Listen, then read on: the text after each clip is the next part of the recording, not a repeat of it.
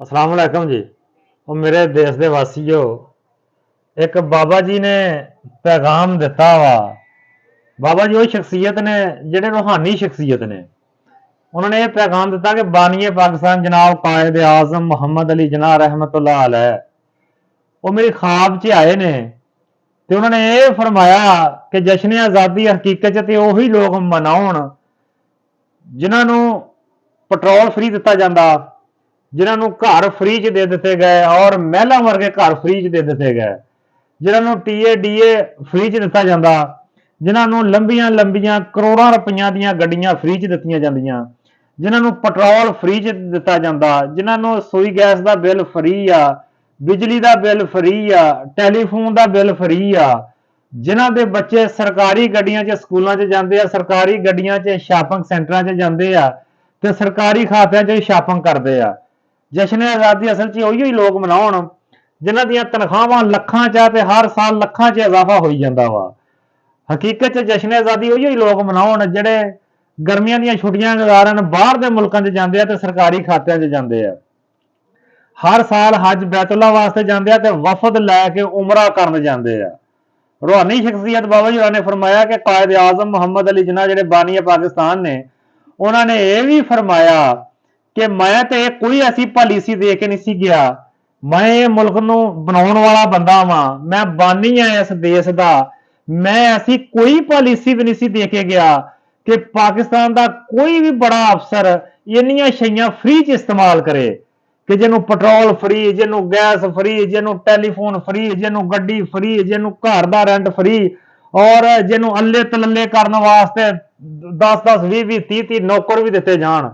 ਜਦੋਂ ਅਹੁਦਿਆਂ ਤੇ ਰਹਿਣ ਫਿਰ ਵੀ ਇਹੋ ਕੁਝ ਹੀ ਦਿੱਤਾ ਜਾਵੇ, ਜਦੋਂ ਰਿਟਾਇਰਮੈਂਟ ਲੈ ਜਾਣ, ਜਦੋਂ ਅਹੁਦਾ ਖਾਲੀ ਕਰ ਦੇਣ ਫਿਰ ਨੌਕਰਾਂ ਦੀ ਫੌਜ ਉਹਨਾਂ ਦੇ ਨਾਲ ਭੇਜ ਦਿੱਤੀ ਜਾਵੇ, ਪੈਨਸ਼ਨ ਦੀ ਮਦ 'ਚ ਲੱਖਾਂ ਕਰੋੜਾਂ ਰੁਪਈਆ ਉਹਨਾਂ ਤੇ ਨਿਸ਼ਾਵਰ ਕਰ ਦਿੱਤਾ ਜਾਵੇ। ਕਾਇਦ ਆਜ਼ਮ ਮੁਹੰਮਦ ਅਲੀ ਜਨਾਹ ਫਰਮਾਇਆ ਕਿ ਇਹ ਵੀ ਮੇਰੀ ਕੋਈ ਪਾਲਿਸੀ ਨਹੀਂ ਸੀ, मैं ऐसी कोई पॉलिसी दे के नहीं गया। मेरा ये पैगाम उन्हें कहा कि इस मुल्क च रहने वाले कोने कोने ते हर फर्द तक पहुंचा दो कि मेरी कोई ऐसी पॉलिसी नहीं हैगी। मैं तो ये कह के गया सी कि तुसी दोपहर का खाना भी आपदे घरों लियावां वा। मैं तो ये कह के गया सी कि सरकारी खाते च तुसी चप्पल भी नहीं खरीद सकते, बजाय कि एडियां वड्डियां वड्डियां जहाज़ां वर्गियां गड्डियां खरीद लो। कायद आज़म मुहम्मद अली जिन्ना कहा कि मैं तो जे 4 बंदे आउंदे सी ते मैं 5वां कप चाय दा जे आउंदा सी ते मैं वापस कर दिंदा सी। जदों कि ईवान सदर दा बिल करोड़ां रुपइया च आवे, ईवान वजीर आज़म दा बिल करोड़ां रुपइया च आवे, डीसी एसी ब्यूरोक्रेट जिन्ने भी उन्हां दा बिल जनाब करोड़ां रुपइया च आवे और अरबां रुपइया इन्हां ते ज़ाया कर दित्ता जावे। तो कायद आज़म मुहम्मद अली जिन्ना दा जी ये पैगाम आ, रूहानी शख्सियत दा ख्वाब आ। मेरे देश दे वासियों, मनना चाहो तो मन लो। उन्होंने ये भी फरमाया वा कि तुसीं आपदे बिजली का बिल तारन दा आर करो, बच्चों दी फीसां देण दा आर करो, आपदा रोटी टुक्कर दा आर करो, आपदा सूई गैस दे बिल दा आर करो, आपदा जिहड़ा जनाब तुसीं जिहड़ा घर दा राशन है, खुरदनी अशिया जिहड़ी चीनी नूं पर लगे हुए ने 190 रुपए की चलेगी है, जिहड़ी मुल्क च पैदा हुंदी आ और बरसरे इकतदार लोग बैठे जिन्हां दियां मिल्लां वा, वो कह रहे कि चीनी के बहरान ते काबू पावांगे। कह कौन रहा जिन्हां दियां आपदियां मिल्लां वा। तो कहना का कहना कि तुसीं आपदी चीनी पूरी करन दा आर करो, पत्ती लियाउण दा आर करो, सब्जी जिहड़ी शाम नूं कद्दू 250 रुपए किलो ओहदा आर करो और तुसीं झंडियां ते झंडियां दे पैसे बिल्कुल जाया ना करो। तुसीं अपनी ये बचत करके अपने पेट पालन दा सोचो। शाम नूं जिहड़े बच्चे तुहाडे भुखे सौंदे उन्हां दा आहार करो कि उन्हां नूं टुक पानी दित्ता जावे।